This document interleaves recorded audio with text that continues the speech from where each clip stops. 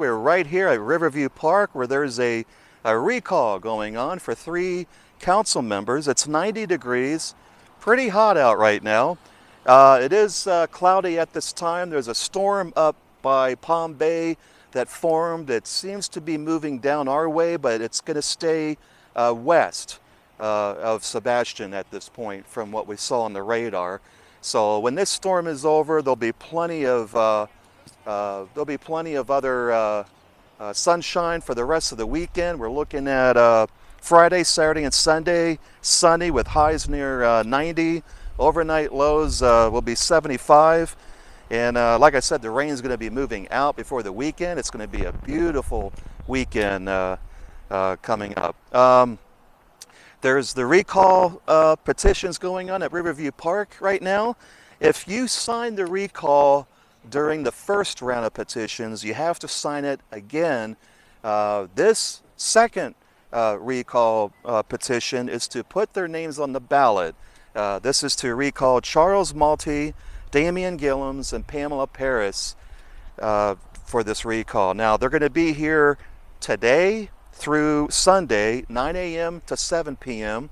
They did hire police so that for people who fear that there's going to be voter intimidation or anything like that, like we've seen with Damian Gillums and the past recall events. They're making sure that he's not going to do that again. So that's why they have the police here. Plus, they want everyone to feel safe. This is your right to sign a petition recall.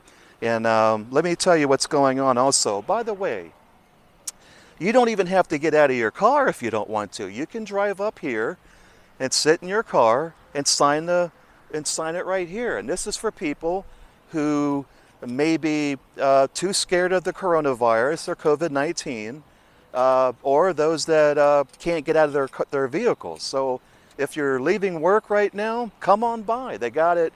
They got the drive-up thing right here by the big clock. Over here is Riverview Park. And so they've got everything really well organized. Now, we talked to the event coordinators for the recall, and they said it's been busy all day long. And they're on target of getting the petitions that they need so far. So to put Damian Gillums, Pamela Paris, and Charles Malty up on the ballot. So we're looking at a lot of action going on here in our beautiful Riverview Park. Now, I just want to mention one quick thing. There's opposers of the recall group, which are usually friends of Damian Gillums. They're calling the recall group a hate group, or brown shirts, which is a neo-Nazi thing. And I can tell you that the recall group are concerned citizens, that they created this group because they were unhappy of what they saw at the city council meetings in November, December, January, and February. They didn't agree that the whole city should stop spraying pesticides. That was spearheaded by Charles Malty, Damian Gillums, and Pamela Paris to stop all spraying of canals and parks. And it's actually a good thing. The bad thing is they didn't have an alternative solution. So when that happened, everything got overgrown. The canals over at near Hardy Park are loaded with weeds and just other stuff. There's no such thing when it comes to things like that to let Mother Nature handle it, because it's so overgrown, the water can't even move. So people were upset about that. It's so many other things. They're unhappy about their conduct during the meetings and misbehaving and talking to one another outside of the meetings, which is illegal. We just found out from documents from the state attorney's office that Damian Gillums and Pamela Paris have been talking and texting along with Charles Malty. They were doing city business on their phones, and they were texting each other. Everyone remembers the infamous April 22nd meeting where the 3 of them, knowingly that the meeting was canceled, they went in anyway, and they set up an agenda to fire the city staff, which included the city attorney, the city clerk, and the city manager, and then they wanted to remove Ed Dodd as mayor and appoint Damian Gillums as mayor. And there's text messages about this discussion leading up to the meeting. So the state attorney's office, and according to their affidavit, they knew all along what they were doing, and they knew all along that the meeting was canceled. So that's the thing with that. Now, the opposers of the recall claim that there's misinformation out there, and that this hate group is spreading propaganda. Well, let me tell you the facts that they've presented me, the recall group. The facts are that Damian Gillums and Pamela Paris were arrested on criminal charges last week for breaking the sunshine laws. They were also charged with perjury after they lied to the state attorney's office. That's fact. That's not propaganda. That's not spreading misinformation. That's fact. Fact two, the council members also tried to take over the city on April 22nd in text messages days prior to the illegal meeting to fire the city staff and appoint Damian Gillums as mayor. Okay, they did that during a canceled meeting that they knew was canceled. That's fact number two. That's not propaganda. Fact three, city council members are not allowed to conduct city business outside of the chambers at all. They can't talk to each other about issues. They can't text one another about issues. Like I said, there were text messages that the state attorney's office retrieved on their personal cell phones. And they did, in fact, talk to one another outside of the chamber, and that is against the law. That's fact number three. That's not propaganda, and that's not misinformation. Fact four, when Charles Malty, Damian Gillums, and Pamela Paris had the illegal meeting on April 22nd, it opened up a huge lawsuit for the city of Sebastian. This lawsuit could cost the city millions. This lawsuit, they're being sued, all three council members and the city of Sebastian being sued by a nonprofit organization that defends the Sunshine Law. And the last suit that they settled was for $1.5 million, and it was with the city of Venice. Now, this same group is suing the city of Sebastian because they are defending the Sunshine Law. Again, they broke the Sunshine Laws. Those are facts. That's not misinformation. That's not propaganda. Actually, it's spinning the truth.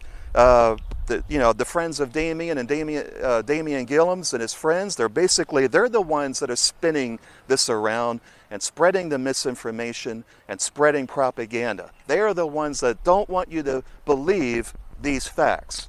And if you don't believe the media, you can find all these facts at the courthouse. You can go to Indian River County Clerk of Courts, and you can go online, look up Gilliams, his last name, and you can find these documents, and you can find the whole affidavit from the state attorney's office proving everything that I just said.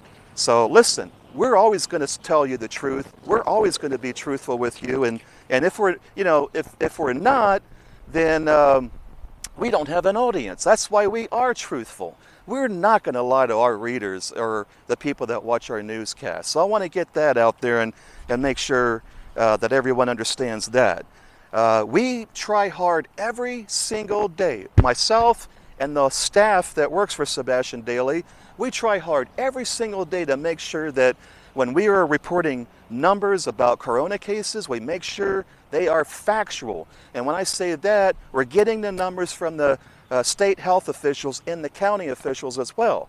Those are their numbers given to us to provide to you. And everything we've said about this case involving the three council members and the recall, it's factual, it's facts. We are not going to mislead you. We're nothing without you. So, of course, we're going to be honest with our readership, and we always have, and we always will. Now, let's go on here and talk about the coronavirus. I got some good news and some bad news. There's been a change since yesterday, and I'm going to try to put this up on the camera here. See if I can. Okay, so here we are with the white arrow, And you can see that we're a bright red. Now, yesterday we were a dark red, like what we see in here. Today we went bright, which is better. It doesn't mean that we're as serious in Indian River County as we were yesterday. So I saw that map today, and I thought that was a good sign.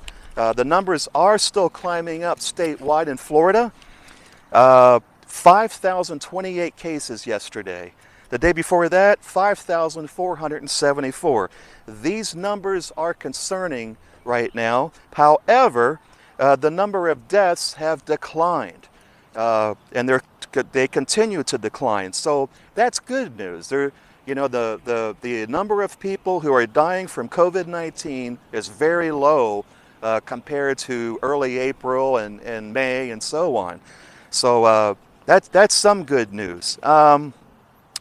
Now, someone mentioned, another media outlet, they mentioned that the percent of people in Indian River County testing positive went up.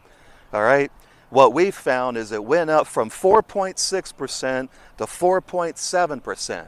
We don't think that's even worth saying it went up. To me, it would be like going from 4% to 12%. Now, that's a big deal. But from 4.6% to 4.7%, that's not a lot. So let's get to the local numbers here. Sebastian still has 28 cases. It has not changed since yesterday. I did talk to City Manager Paul Carlisle yesterday, and they are going to start some testing here in Sebastian like they did in Fellsmere. And that's coming up soon. This isn't a city thing, it's more like a county. So he is working with the county to get some testing up here locally for residents in Sebastian like they did in Fellsmere. And speaking of Fellsmere, 122 cases now in Fellsmere. That's very concerning. It's something we have to keep an eye on. That went up within 2 weeks, and that's why there's some urgency there. Palm Bay is at 199, Malabar at 5, Grant 5, Barefoot Bay is still at 3 cases, Mico 0, Wabasso 2, and Vero Beach 286 cases. Now, we also want to mention, we talked to some other people about Vero Beach numbers, and it would be unfair to say that the city of Vero Beach has 286 cases. What they've done is they've lumped Vero Lake Estates along with everyone in Vero, including some other areas that are considered Indian River County, and they've made this big number of 286. So we really don't know exactly how many people have COVID-19 in places like Vero Lake Estates. We've been asking for that information with the health department. We're trying to get it. I think it's important that we know what areas, the exact numbers for each area. Like we should be getting a number for just Vero Lake Estates, and then a number of just the city of Vero Beach, and then maybe east of Vero Beach, like towards the island. So we're working on that. We're trying to get those numbers. There's not much we can do other than ask, and we've been asking. Let's look at Indian River County. A few cases since yesterday. We're at 519 in Indian River County. That's 57 more cases since yesterday. So that's a little concerning. That's for the whole county though. 16 deaths, and hospitalizations are 54. Brevard County has a big problem right now. They're at 1,213 cases. That's 231 more cases. That's a lot of cases. But keep in mind, their population is 590,000 people. I mean, that's a lot of people in Brevard County. So we got to keep that in mind. We have to look at the population, and we have to look at the hospitalizations. Even though there were 231 more cases, only 8 more people went into the hospital.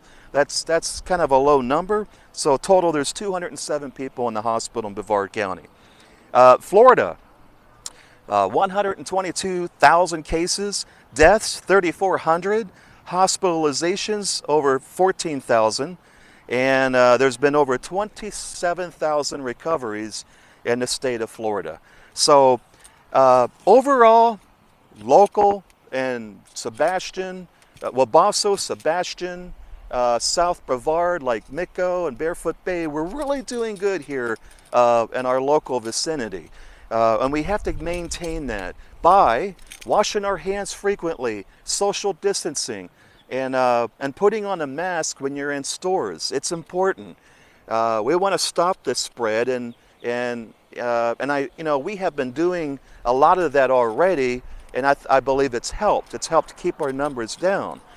And I'm sure when they start testing in Sebastian, the numbers will probably go up a little. They always do when they start testing in different cities. But the thing with Fellsmere is that went up fast. Now, if it stalls, then we're in good shape. But if it continues to climb, there's going to be a bigger problem than we think. So we're going to be keeping an eye on the numbers. And like I said, overall, Sebastian is doing good. Hey, regardless of what's happening with Sebastian when it comes to recalling city council members or anything that other things that might be bad, listen, we are still living in paradise. We all moved here because of we love Sebastian. And listen, things are going to get better. There's better days ahead for the people in Sebastian. Right now, power to the people. The voters are, they are taking back their city. And it's an incredible thing that's going on. Like I said, people are pulling up all day here at Riverview Park and signing the petition. Listen, our next video is going to be tomorrow. We've got the weekend events out. For more news, go to sebastiandaily.com. Most people think that all our staff and I do is a Facebook page. We don't. We run a website called sebastiandaily.com, and then we do a little bit of social media with Facebook, Instagram, and other places as well. So visit sebastiandaily.com, and while you're there, look at the events. You click on events and you'll see what's happening this weekend. Also, if you want to get some good deals on discounts here locally and some free dinners that we're going to be promoting here soon, sign up for a newsletter. Just click on newsletter at the top of sebastiandaily.com and fill out the form, and you start getting some of our news in your inbox. Hey, I'm Andy Hodges. Thanks for watching. Thanks for trusting in us, and thanks for reading our news. I'll see you tomorrow. Andy Hodges reporting live at Riverview Park for Sebastian Daily.